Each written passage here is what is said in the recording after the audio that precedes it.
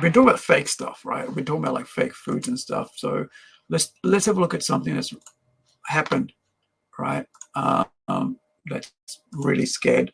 It's been scary, right? Especially because it's got to do with kids. There's a short video here, and I'm going to play another video where it's actually picked up in Europe now as well. In the conversation. In almost every corner in the township and rural areas is a foreign-owned store or spaza. Now, communities are up in arms of calling for the immediate shutdown of these spazas, accusing them of selling food that have either expired, don't have the expiry date, are counterfeit, and sometimes poisonous.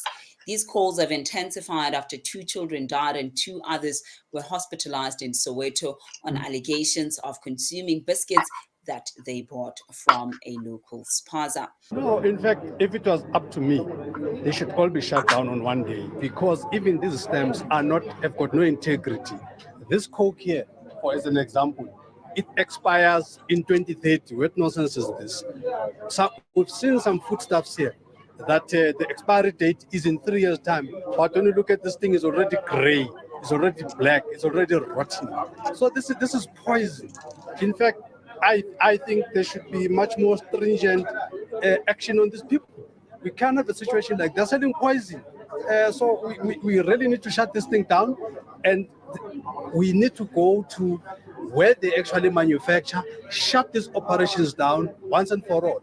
I think we need to have a zero tolerance. We can't have a situation like this.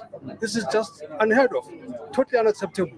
We can't have our people dying like this because of these operators of this nature. Even the health conditions are a mess. If you go to the back, everybody sleeps there. There's toilets, everything. There's cats and dogs, all in one little square meter area. So the hygiene issues here are themselves a mess. So indeed.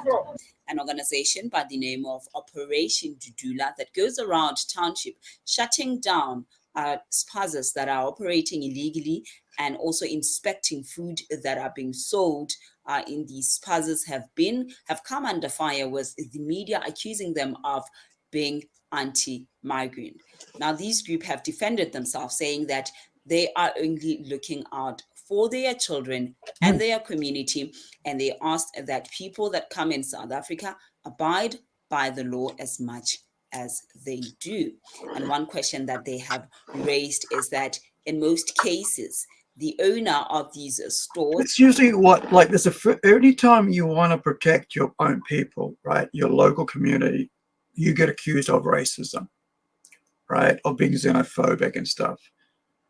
And it's like, even if your own people are dying, there are people in your own community saying, oh, you're being racist because you're trying to protect your own people.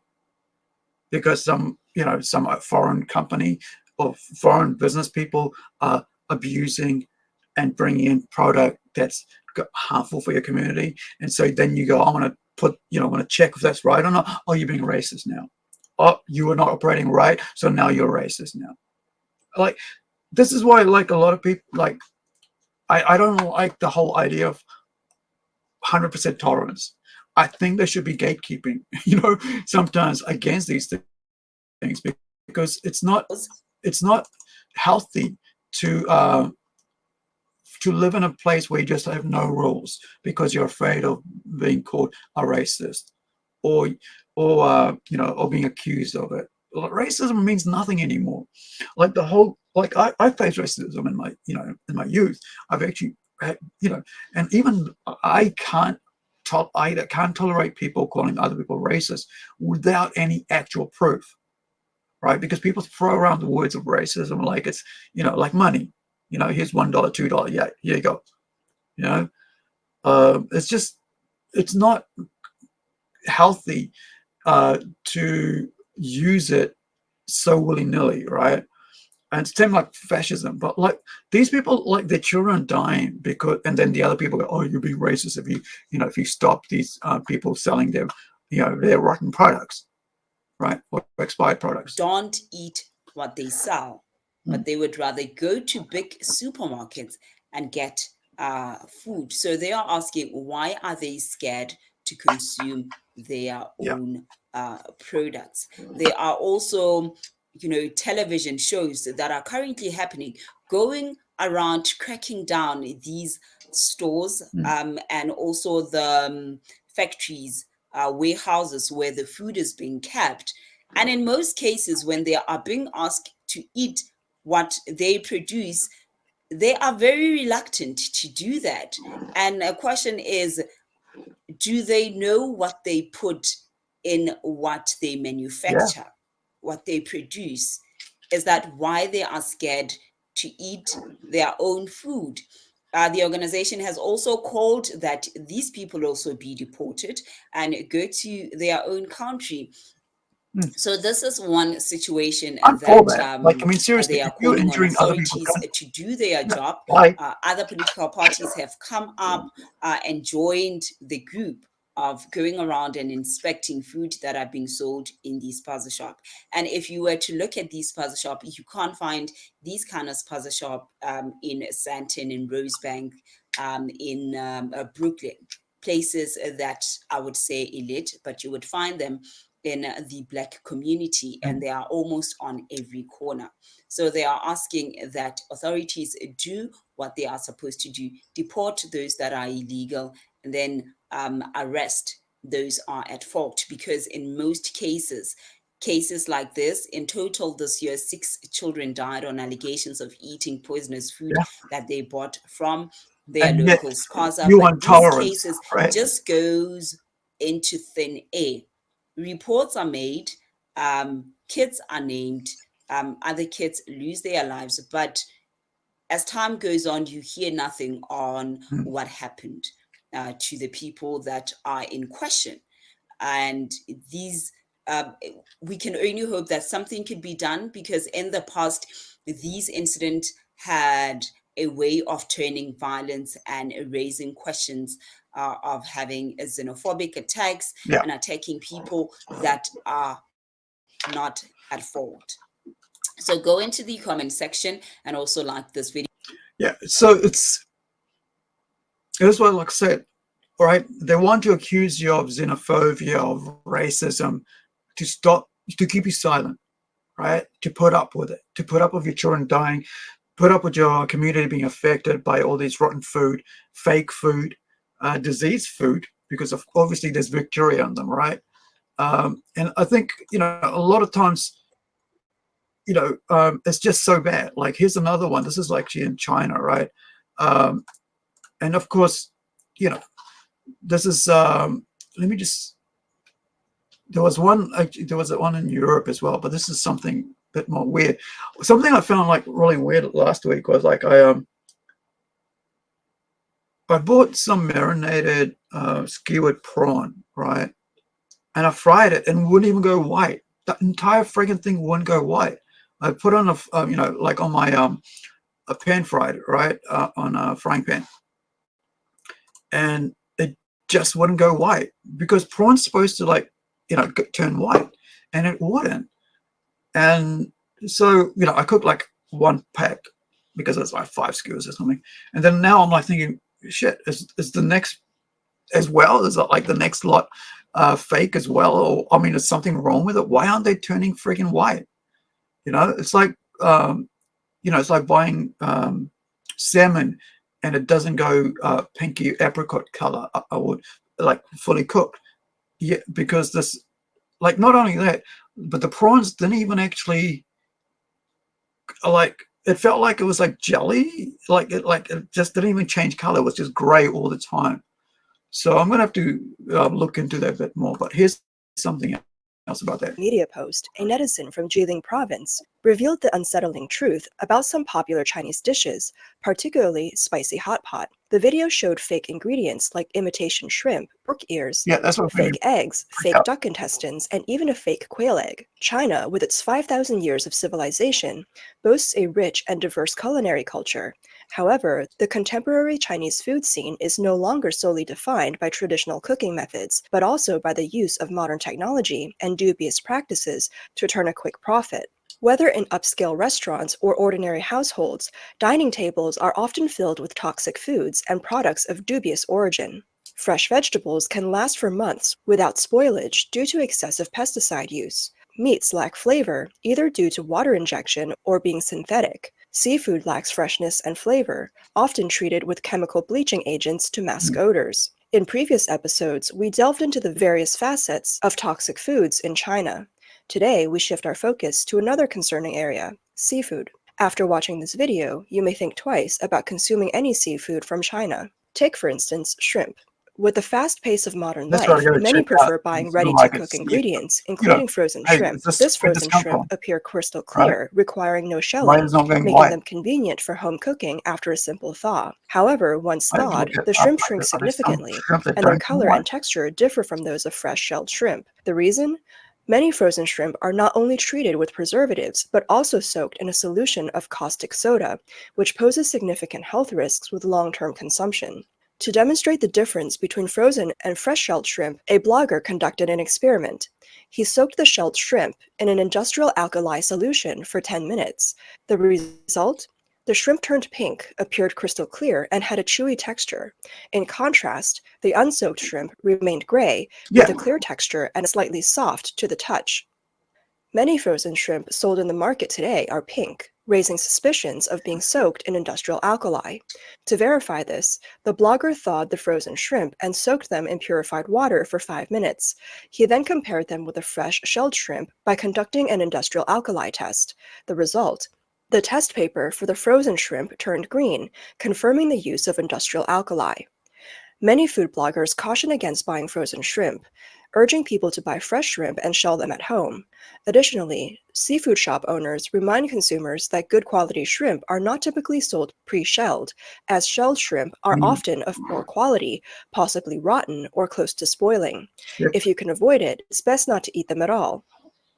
All In right. China today, modern technology and questionable methods are sometimes used to create visually appealing dishes and flavors, as seen in many online videos. Today we are going to turn these crab bellies white.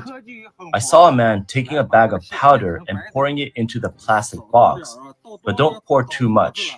If there are too many crabs, they will spit foam.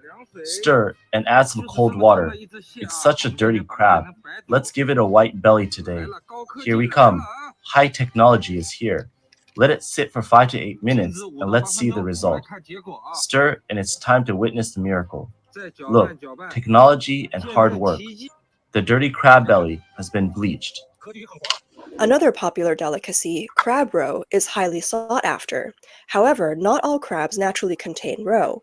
Some unscrupulous practices involve injecting crab roe into crabs. This involves crushing the yolks of duck eggs, loading them into a syringe, and injecting them into the crab. The result is a crab with a bright, appealing color that looks perfectly natural. In the Jiangsu Zhejiang region, injecting crab roe has become an industry. These crabs are commonly found in seafood buffets and restaurants in tourist areas, making it challenging for consumers to discern whether the roe is natural or injected. Some factories take deception to another level by using secret ingredients to fill crab shells. As fake as these look, these are marketed as popular dishes like spicy crab legs or mixed seafood. If you think no one is buying these products, it's because you haven't knowingly been a victim. Spicy crab legs, marinated krill, and other internet-famous delicacies are everywhere, waiting for you to place an order. In a recent case, a man from Yantai, Shandong province, ordered spicy crab legs online and received a disappointing surprise. The crab legs were real, but everything else was fake, made from a paste-like substance with a honeycomb-like texture, completely unlike real crab meat. This tourist ordered a small seafood dish in Rujiao, Shandong province. The crab legs, priced at 60 yuan per pound, were actually made from batter. The tourist said, when we were eating, the fake crab legs had been marinated so well that we didn't even notice they were fake. Later, when we returned to the hotel and ate a few more, we realized that the texture wasn't quite right. The crab meat definitely didn't look or feel like real meat, more like torn gluten. Many people like to eat crab sticks during barbecue and hot pot. Compared with crabs, crab sticks are more convenient to eat and save the trouble of shelling. But what you don't know is that the crab sticks might be made of dark magic. This is Brother Chow, a Douyin celebrity chef, showing you how to make crab sticks that children like to eat. Tapioca flour, glutinous rice flour, yeast extract, xanthan gum. We all know crab meat sticks. It has a strong elasticity and must be added with these things.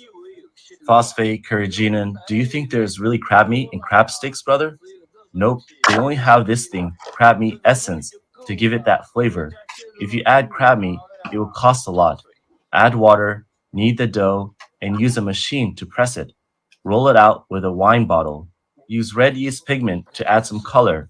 If I said this is crab roe, would you believe it? I bought this one at the supermarket. I made this myself. Look, this one is cooked, and the one I made is raw. We'll steam it in the pot and then compare it. Let's seal it with plastic wrap. Let's take it out of the pot. This is how crab meat sticks are made. Let's see if you like it in the future. This lady bought crabs, but when she opened them, she found that they had plastic skins. It's a mystery how this kind of fake crab is made. There are more deceptive practices. 真是天天上一当当。 This netizen said, "It's like being fooled every day, but each time it's a different trick. Let me show you the dried shrimp my poor husband bought. They look fine on the outside, and when you open them, they seem fine, even quite large. Up to this point, most people wouldn't see any issue. We'll open them up to check. Usually flipping them over is enough, so no one would dig any deeper. But when you turn them over, it's completely different. You might not see clearly, so let's thaw them out to show you." The seller claimed they were for restaurants and had just a few left. If you encounter such a story, never believe it. They're all scammers. Look at how they look after thawing. All the small ones are underneath, but the big ones are on top. The small ones are pitifully small, not even the size of a pinky. It wouldn't be so bad if they were just small, but the worst part is they're rotten. Only a few of the larger ones were fine when frozen, but they turned rotten when thawed. Besides the dried shrimp, there are also crabs, all empty, completely hollowed out, clearly deceiving. Absolutely inedible. Please, everyone, don't buy them. They're the kind that claims to be leftovers from delivery trucks. But it's all just a scam. Another shocking example involves squid that disappeared. So that's more like, mainland China stuff, but how much of that stuff is coming across to the West, right? And I think we have to be really careful now, because as the economy in China, wage earners and all that is going downhill, like seriously, really, really bad. Where the banks aren't even giving people their money, right? And people are getting points rather than like students are getting, like workers, young people are getting points instead of wages, right? A credit kind of thing system now. And so people are going to cut corners to earn a living. And it's quite sad because we see that happening all the time with stuff coming out of China. Everything's basically faking now. We've talked about clothing. We've talked about, we're talking about toys and stuff. And, just got to be careful out there, right? If it's cheap, there's a reason why it's cheap, all right? It's not just suddenly cheap because it's like, the prices are down. No, it's cheap because usually, unless it's, here in the West, right? Unless it's a high brand, the shops doesn't deal with, rubbish stuff. And then you got to think about, okay, then I can trust it. So now with what's happened with this shrimp, like these prawns, I should say, it's made me question, I've got to go look up do a thing online and check if there is such a thing as prawn meat that doesn't go white after cooking, right? And then so I can go to the shop, the grocers, and go, hey, look, I cooked this last week and it did not go white, right? When was the last time you saw prawn not turn white, right? Anyway, that's all for me for today. Thank you for hanging out. Do check out those channels that I mentioned. And wherever you are, be well, be safe, have a good day, look after yourself. And like I always say, if you got a loved one next to you, give them a hug and a kiss. Let them know that you care. If they're not close by, use social media, use phone, use the internet, whatever way you can. Even write a letter if you have to, right? Or draw a picture for them, write a poem. Either way, there might be somebody that needs your word of encouragement today. So be that someone, right? Whichever way, meme, comedy, song, whatever you want to post. Like I like to try to do anything that I find interesting, just to know that, hey, have a laugh or something, watch this interesting video, listen to this song. or look at this art. So, you know, spread the love. It's like, you know, spread the love. I'll see you guys next time. Ka kite ano. Catch you later. Especially tomorrow morning. Catch us tomorrow morning for interview with Joachim, Hagström, artist on Zealandia. Fantastical Romy comic book series. Bye.